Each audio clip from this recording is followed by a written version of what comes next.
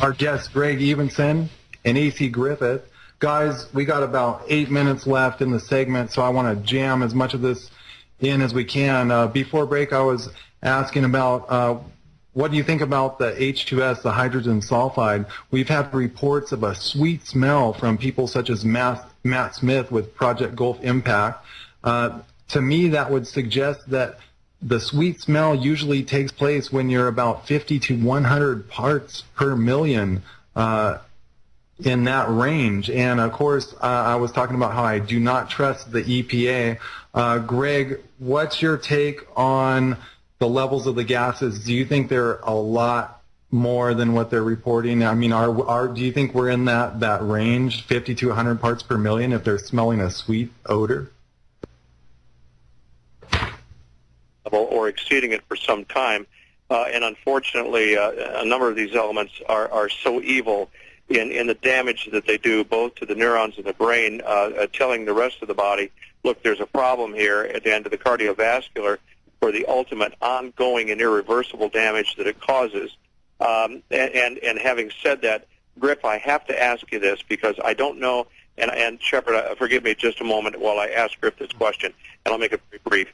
It appears to me that there is a huge lack, Griff, in the available satellite imagery that has been coming down to us to back up the various claims of BP and others, both for and against. It just seems to me that this may be even limited, or they're censoring. Am I anywhere close to being right on that? Yes, it's happened before. Agencies work in concert one with another. This time probably on orders, I would guess, from the White House.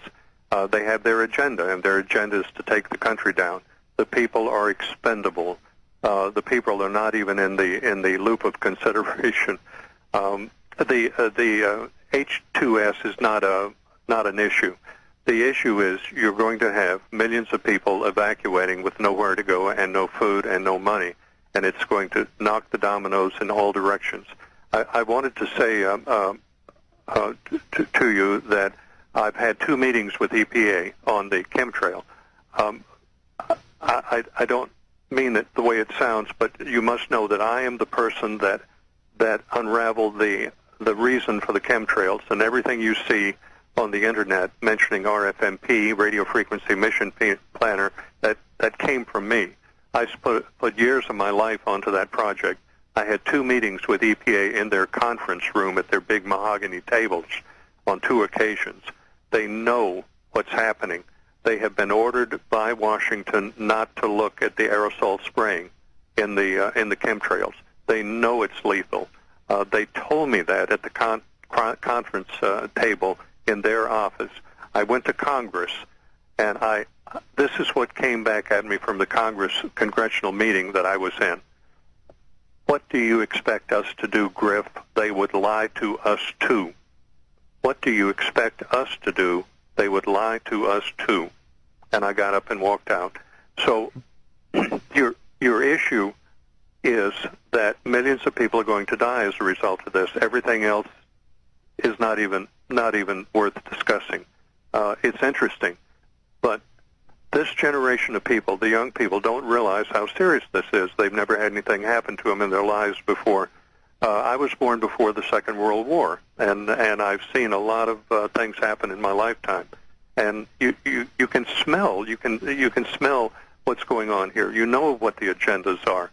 They are trying to take America down, and they're very successful up to now because the people are still contemplating the lint in their navel and counting their toes, as the walls come tumbling down. And the old people look at the world different, and I'm one of the old people, I guess. Greg? Well, I'm fast approaching that, Griff, and I will tell you that thank God that there are men out there like you who are both knowledgeable and articulate. We've got good men like Shepard that are bringing it out. And what all of us are trying to do is simply our best to get to the bottom of this and make the American people aware of what they are facing so that they have some say in their destiny, because without that, it's a foregone conclusion, and a lot of them are going to become victims. That is why I exist. That's why I do what I do. I'm trying to help scale that back so where some people have a chance. And thank you, Griff, for all you do. Thanks, Shep. Absolutely, and I appreciate you guys for coming on the show. Real quick, what's your take on all these buses down there? The workers, the BP workers, are being bussed in on kind of like those luxury buses, like those Prevost air-conditioned buses. All of a sudden, there's turning up massive amounts of these basically prison-looking UN buses. Do you think those are going to be used to carry out part of the evacuation? Do you think they're stockpiling them down there real quick? I do, absolutely, and there's many more vans and buses like them prepared for just that. I agree. I would never get on a government vehicle or a government boat. Oh, yeah, you wouldn't catch me on one of those.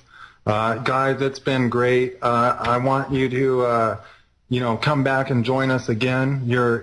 Both of you guys have excellent information, outstanding citizens, great patriots, and I appreciate you for coming on the Intel Hub on American Freedom Radio. It's been a pleasure. Thanks, Shepard. Thank you. Yep. You guys have a good one.